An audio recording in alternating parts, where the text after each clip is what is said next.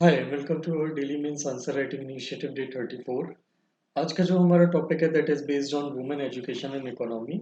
हमने आज एक ऑफ बीट क्वेश्चन थोड़ा सा पिक किया है that is not exactly was in related to any specific issue but that remains in news over whole year.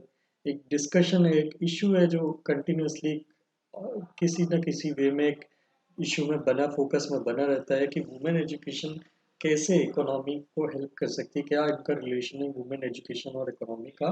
इस पे बेस्ड हमारा एक क्वेश्चन है। सो हमारा आज का क्वेश्चन है, women education can have positive impact on the Nations पर capita income and overall economy. इस स्टेटमेंट को हमको डिस्कस करना है, कैसे वुमेन एजुकेशन इम्प्रूव करके नेशन की पर कैपिटा इनकम को और ओवरऑल जीडीपी या इकोनॉमी को इम्पैक्ट किया जा सकता है। इस पे हमारा एक डिस्कशन है। So let's begin our discussion. Our answer, मैं आपको एक ब्रीफ दे देता हूँ कि हम आंसर में क्या डिस्कस करेंगे। सबसे पहले तो हम इंट्रो में एक थोड़ा सा डाटा डिस्कस करेंगे जिसमें हम बताएंगे कि क्या वुमेन एजुकेशन एंड इकोनॉमी का रिलेशन हो सकता है प्रेजेंट रिप्रेजेंट करता हुआ। देन एक थोड़ा सा मैंने एक ब्रीफ में, not it is not specifically been asked but एक ब्रीफ में मैंने आपको एक थोड़ा सा कवर किया है कि एजुकेशन, गर्ल्स की एजुकेशन से सोशियो इकोनॉमिक क्या इम्पैक्ट आते हैं generally.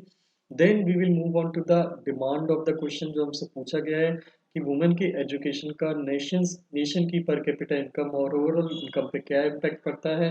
And then we will conclude the answer. This answer is a brief answer और शॉर्ट आंसर, क्योंकि क्वेश्चन जो है ये बहुत ही ब्रीफ काइंड ऑफ क्वेश्चन है, बहुत ही ज़्यादा, इसमें बहुत ज़्यादा बड़ा आंसर नहीं बनता है। 10 मार्क का क्वेश्चन जनरली इसमें बनता है, सो उसको हम उसी पॉइंट ऑफ व्यू से डिस्कस यहाँ पे करेंगे। So let's begin our answer. एक आंसर के अकॉर्डिंग स्टार्टिंग इंट्रो जो है हमारा वो डाटा से स्टार्ट होगा। एक रिपोर्ट है, सिटी ग्रुप नाम की कंपनी है, एक ग्रुप है, बहुत बड़ा कॉरपोरेशन है, उसकी एक इनसाइट, उसकी एक रिपोर्ट के अकॉर्डिंग अगर हम ये इंश्योर करें कि सारी की सारी गर्ल्स जो है वो अपनी सेकेंडरी एजुकेशन 2030 तक कंप्लीट कर लेती हैं, तो डेवलपिंग कंट्रीज की जो जीडीपी है वो ऑन एन एवरेज 10% इंक्रीज हो सकती है over the next decade, that is by between 2030 to 2040। इस रिपोर्ट के अकॉर्डिंग $1 जो हम गर्ल्स की राइट्स और गर्ल्स के एजुकेशन पे स्पेंड करते हैं वो $2.80 का रिटर्न हमको देता है। जो एक्स्ट्रा जीडीपी में, जो जीडीपी में एक्स्ट्रा कंट्रीब्यूशन इससे मिलेगा that will be billions of dollars in the developing countries.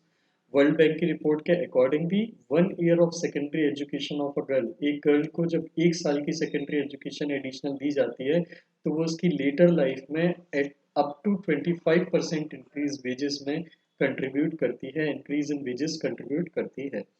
ये इफेक्ट जो है एक जनरेशन तक लिमिटेड नहीं रहते हैं, ये एक जनरेशन से दूसरी जनरेशन में पास होते हैं। एजुकेटेड गर्ल्स जो होती हैं ये फ्यूअर, हेल्दियर और बेटर एजुकेटेड चिल्ड्रंस जो हैं इनको प्रमोट करती है। इसके अलावा हर एडिशनल ईयर जो होता है मदर की एजुकेशन का, वो एवरेज चाइल्ड चाइल्ड की जो एवरेज एज है उसमें एक मेल चाइल्ड की एज में 0.32 ईयर्स का गेन प्रोवाइड करती है, और गर्ल्स के लिए ये बेनिफिट थोड़ा सा और ज़्यादा होता है। एजुकेटेड गर्ल्स जो होती हैं ये अपनी पर्सनल अर्निंग का पोटेंशियल बढ़ाने का चांस रखती हैं, पोटेंशियल रखती हैं। गर्ल जितनी ज़्यादा एजुकेशन होती है उसकी पर्सनल अर्निंग इंक्रीज होने का पोटेंशियल उतना ही ज़्यादा होता है इस जनरल।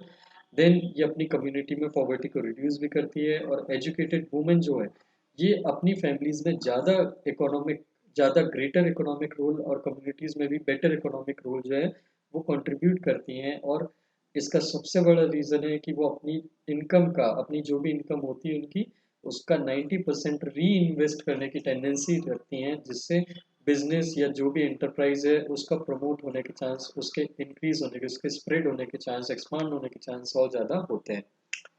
इसलिए गर्ल्स की एजुकेशन में हमको इन्वेस्ट करने की कोशिश करना चाहिए, उनको प्रमोट करना चाहिए। इसके कुछ सोशल इम्पैक्ट भी, पॉजिटिव सोशल इम्पैक्ट भी हमको देखने को मिलते हैं। वाइडर स्केल पे, सोसाइटल स्केल पे हमको क्या चीज़ें देखने को मिलती है। एक तो चाइल्ड मैरिज का नियर एलिमिनेशन होता है एजुकेशन, वुमेन एजुकेशन प्रमोट करने से। थर्ड वर्ल्ड कंट्रीज में या डेवलपिंग कंट्रीज में या ऐसी कंट्रीज में जहाँ पे हाई पॉपुलेशन ग्रोथ है, वहाँ पे फर्टिलिटी रेट जो है वो लो होने लगता है, पॉपुलेशन की ग्रोथ रिड्यूस होने लगती है, और child mortality and mail nutrition में बहुत ज़्यादा डिक्रीज आता है।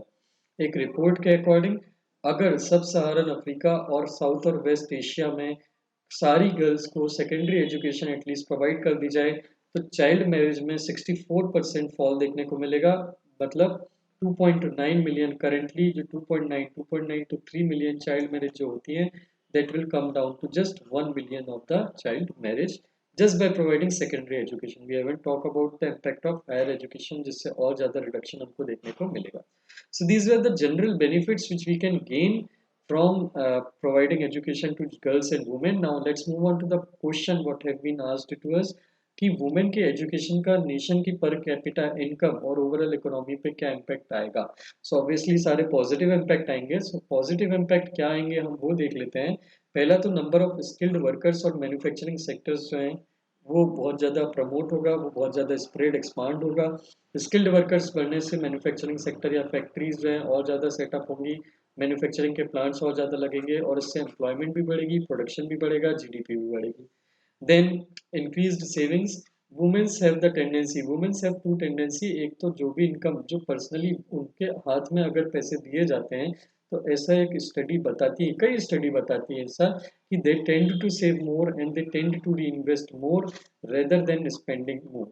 ये कॉन्स्पिशियस कंजम्पशन या फिर इररिस्पॉन्सिबल स्पेंडिंग से ज़्यादा सेविंग्स एंड री इन्वेस्टमेंट में बिलीव करती हैं और ये फैमिली के over a period of time increase savings और री इन्वेस्टमेंट के कारण फैमिली की ओवरऑल इनकम में और ओवरऑल स्टैंडर्ड ऑफ लिविंग में in long period of time बहुत ज़्यादा इम्प्रूवमेंट देखा जाता है. सो इसलिए सेविंग्स एंड री इन्वेस्टमेंट बढ़ने से एक कंट्री की इकोनॉमी ग्रो होती है, जीडीपी ग्रो होती है एंड फैमिली लेवल पे काम करने के बाद भी वुमेन फैमिली लेवल पे काम कर रही है बट वो ओवरऑल सेविंग्स एंड इन्वेस्टमेंट से अपने ओवरऑल नेशन की जीडीपी को बहुत ज़्यादा कंट्रीब्यूट करती है. Then better family health and education.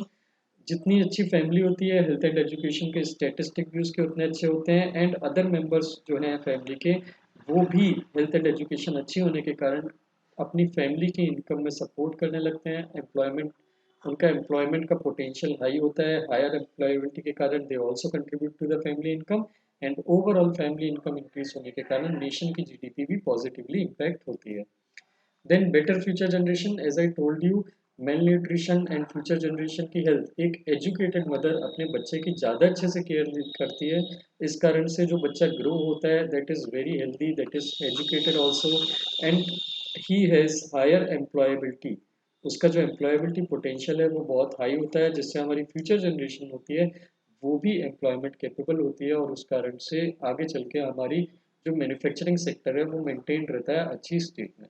इसके अलावा काफ़ी सारी एजुकेटेड वुमेन जो है वो एनआरआईज बन जाती हैं. काफ़ी सारी एजुकेटेड वुमेन फॉरेन में जाके जॉब और एम्प्लॉयमेंट में जाती हैं जिससे हमारी कंट्री को रेमिटेंसेस इंप्रूव होती है और रेमिटेंसेस इंप्रूव होने के कारण हमारी नेशन की जीडीपी और ज़्यादा इंक्रीज होती है. कई जगह पे हमारे फॉरेन रिलेशंस इंप्रूव होते हैं जब कंट्रीज देखती हैं कि हमारे यहाँ वुमेन को इक्वल स्टेटस दिया जाता है. वुमेन की जो सोशल डेवलपमेंट है, वुमेन का जो कैपिटल है, ह्यूमन कैपिटल है, उसको भी उतना ही इम्पोर्टेंस दिया जाता है. तो countries to start to see us in positive light and foreign relations improve होते हैं जिससे फॉरेन रिलेशंस इंप्रूव होने के कारण हमारा ट्रेड भी इंप्रूव होता है और ट्रेड इंप्रूव होने के कारण हमारी जीडीपी में और ज़्यादा पॉजिटिव इम्पैक्ट आता है. Then women representative. Educated women जो होती हैं इनके सोशल अपवर्ड मोबिलिटी होने के चांसेस ज़्यादा होते हैं जिसके कारण ये पॉलिटिक्स में भी ज़्यादा नंबर में आती हैं और पॉलिटिक्स में ज़्यादा नंबर आने के कारण एक लास्ट ईयर एक एनालिसिस के कारण पीआरएस इंडिया के एक लेजिस्लेटिव एनालिसिस के according women representative as compared to male counterpart policy implementation and execution में ज़्यादा स्क्रूटनी करती हैं. They are more efficient as legislative member than as compared to male counterpart. So women representative के आने से policies का implementation और execution और improve होता है और efficient होता है जिससे हमारी कंट्री की इकोनॉमी में बहुत ज़्यादा पॉजिटिव इम्पैक्ट आता है, बिजनेस एनवायरनमेंट में और ज़्यादा पॉजिटिव इम्पैक्ट आता है. इसका एक एग्जांपल आप देख सकते हैं कि पीआरआई में 1/3 रिजर्वेशन वुमेन को दिया जाता है जिसके कारण ऑलरेडी वहाँ पे पॉजिटिव इम्पैक्ट आ रहा है ग्राउंड लेवल की पॉलिटिक्स और गवर्नेंस में. Lastly promoting women education and employability in general promotes gender equality, promotes the concept of gender equality which presents the country in a positive light to foreign investors. Foreign investors देखते हैं कि यहाँ पे gender equality है, women are also employable, women का employment potential भी अच्छा है and that country is a stable country. क्योंकि वुमेन की एजुकेशन एंड एम्प्लॉयबिलिटी प्रमोट करना एक सोसाइटी को एक पॉजिटिव डायरेक्शन में दिखाता है कि एक सोसाइटी इक्वलिटेरियन सोसाइटी है जहाँ पे people live in a peaceful, in a coordinated, in a cooperative manner. So that also attract investments somewhere, that also attract investors to invest in our country, increase in FDI and FII that occurs, that results in more business environment, that result in more employment generation and business in the country, जिससे हमारी country की GDP जो है positive income, nation की per capita income and nation की GDP दोनों increase होते हैं. So these are all the positive impact on the promoting women education on the GDP and per capita income of the country. Conclusion में you can write down SDG goal 5 which also ask or direct countries to achieve gender equality in their respective countries. Gender equality में promote करना all the spheres को cover करता है, चाहे वो employment हो, चाहे वो social हो, चाहे वो education हो, चाहे healthcare हो, every sphere में gender equality promote करना, it is a directive under the SDG goal, sustainable development goal. Plus power of girls education, girls की एजुकेशन का नेशनल इकोनॉमिक ग्रोथ में जो कंट्रीब्यूशन है उसको डिनाई नहीं कर सकते हम. 1 पॉइंट इंक्रीज जो होता है फीमेल एजुकेशन में, वो एवरेज जीडीपी को 0.3% ग्रो करता है और एनुअल जीडीपी ग्रोथ रेट को 0.2% पॉइंट्स तक रेज करता है एक रिपोर्ट के according. That is why we should never ever neglect the aspect of women, providing education to women in promoting GDP growth. So that is the all the issue about the issue. ये हमने देख लिया कि women education का nation की growth पे क्या impact है. If you like the video, please do share it with your friends who are preparing for exam and do comment in the video comment section. Thank you very much for watching the video.